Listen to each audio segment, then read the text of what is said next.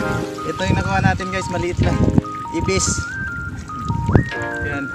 Yun yung ginagawa namin guys para makakuha ng maliliit na isda. Merong maliliit na crabs.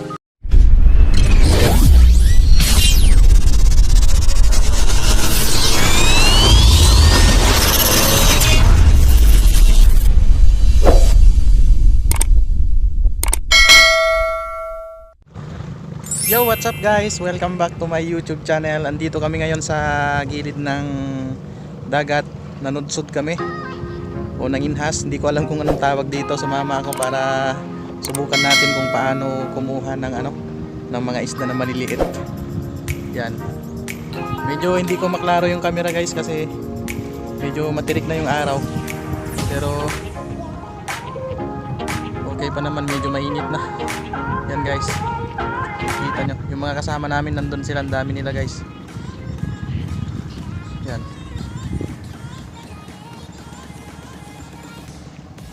Ito yung ginagamit naming panudsod guys. Ito yung ginagamit, sinusudsod na ganun para makakuha ng maliliit na isda. Sinubukan nating sumama guys para ma-experience natin yung ganitong trabaho. Ang sakit pala ng likod, hindi madali. Napakasakit ng likod. Kaya enjoy naman guys kasi medyo marami naman kaming nakuha. Papakita ko sa inyo guys kung ano yung mga nakuha naming mga laman dagat ngayon.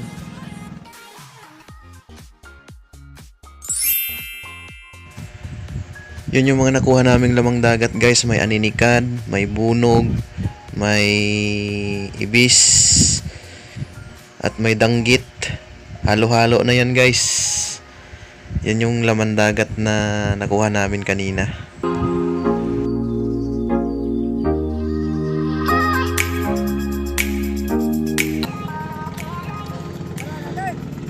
Tapos ito yung ginagamit naming panudsod guys. Ito daw yung nasubukan ko kanina. Mahirap pala guys. Ang sakit ng likod.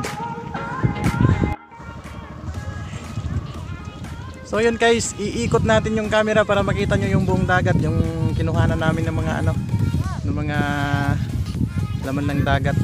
Let's go.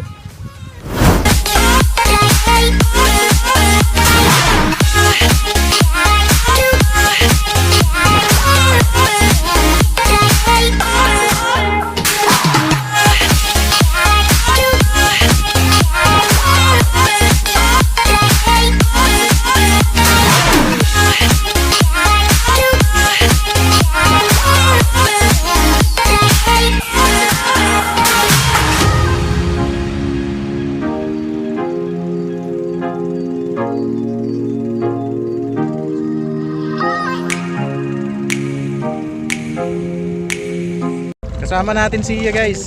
Yan.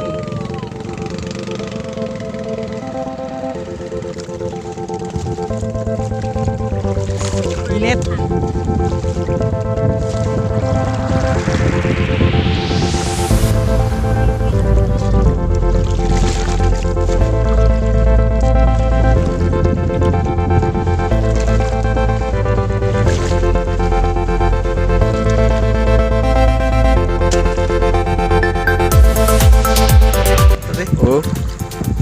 Yan yung mga laman dagat guys na nakuha namin.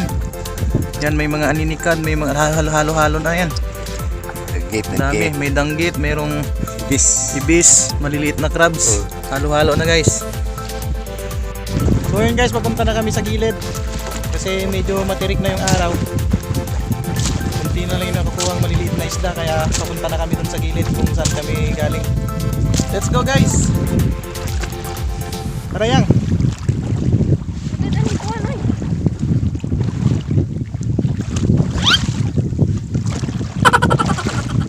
Nabidyohan ko yung mga nagsot niya. Ganito. Ha? Ganito guys ang ginagawa ng mga kumukuha ng maliliit na isda manudsot gamit itong net na ito.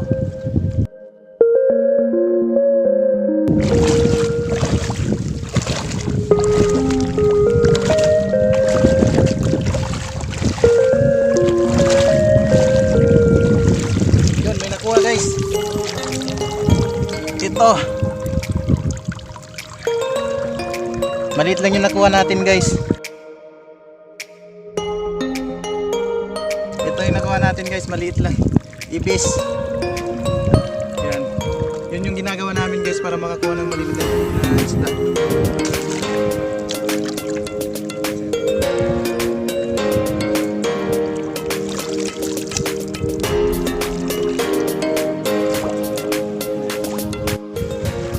Ganito pa kala kahirap manghuli ng isda guys, hindi madali. Kaya yung mga bumibili diyan sa merkado, sa mga palengke, kung ano yung presyo ng mga nanininda, wag na lang kayong tumawad kasi mahirap pala manghuli ng isda. Sakit sa likod. Yan guys.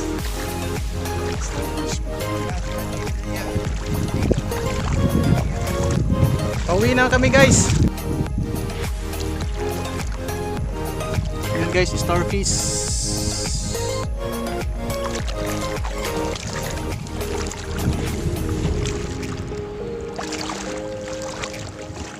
Anong pakiramdam mo yan? Nanudsod? Kapoy. Kapoy? Kapoy dyan. Pero enjoy? Enjoy. Marami kang nakuha?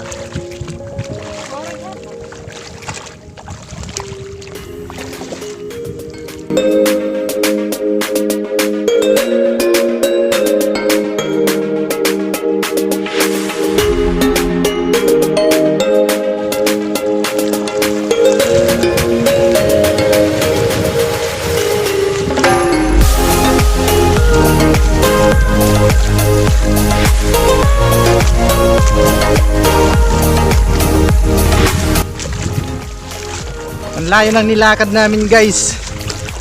Hindi ko akalain na kapag manguhuli pa na ng isda na manudsod, maglalakad ka ng malayo. Akala ko sa gilid-gilid lang tayo kukuha ng isda, pero kailangan pala maglakad ka pa ng malayo para makahuli ka ng maliliit na isda. Pag naluto mamaya guys, papakita ko mamaya sa inyo kung maluto na yung ulam na kinakuha natin. Ano yan yang? Imba. Ano yan? Yan, starfish.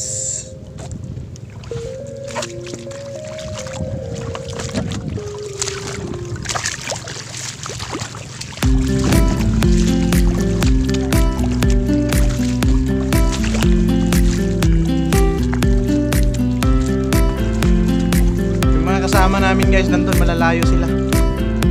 Yun.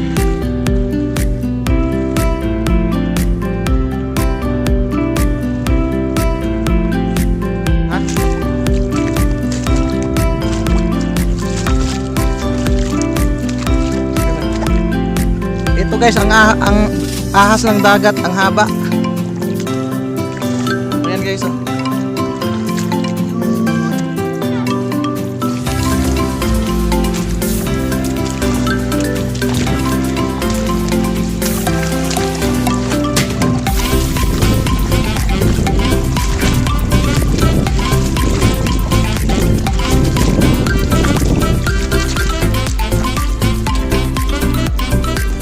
Ito yung suot kong sapatos guys, oh, para hindi matusok ng tuyom daw. Yan. Maputik pala dito sa dagat guys.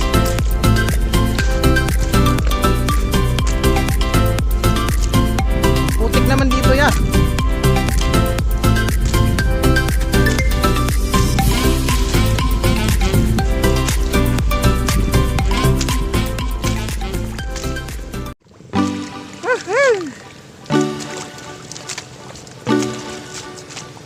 Medyo maputik guys. Hirap maglakad. Yeah. Yeah.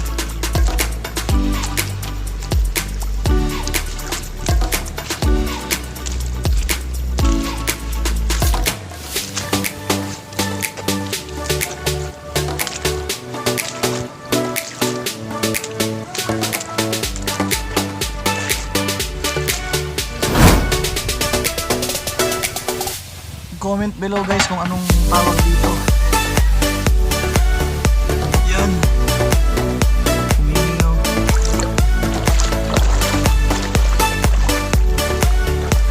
mag-ina.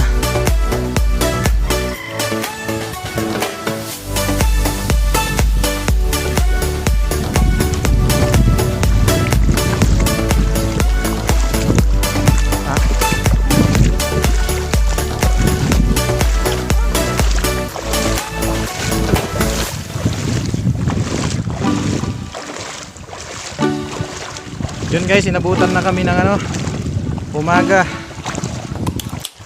Inabutan na kami ng umaga dito sa gilid ng dagat guys. Yan, maliwanag na masyado. Doon kami nang galing guys, doon sa malayo. Doon kami kumuha ng maliliit na isda.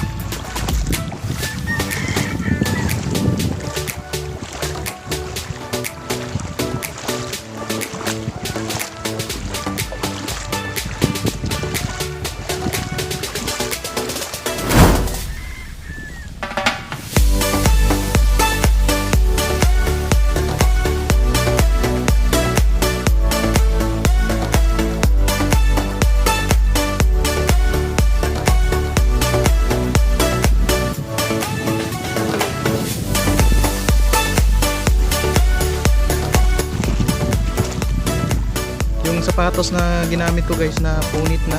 Yan, ganyan yung nangyari. Punit.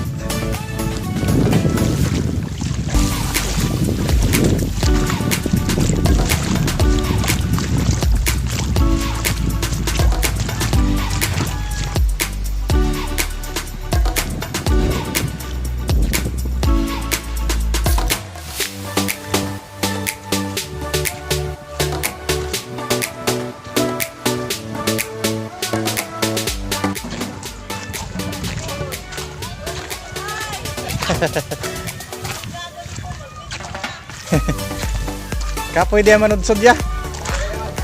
Sakit sa likod.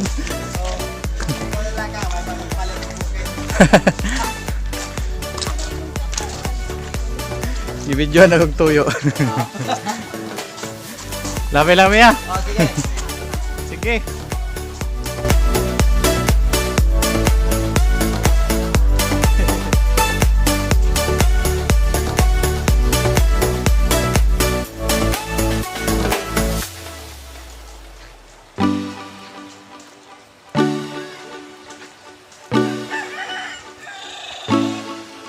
So yun guys, tingnan na natin yung mga nahuli nating mga maliliit na isda kanina.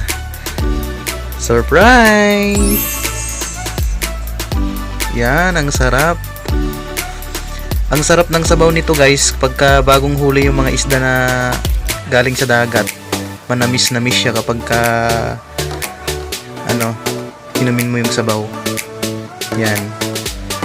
Yan na guys, pwede na tayong kumain. Pero bago tayo kakain, magluto pa tayo ng ibang mga ulam. Let's go!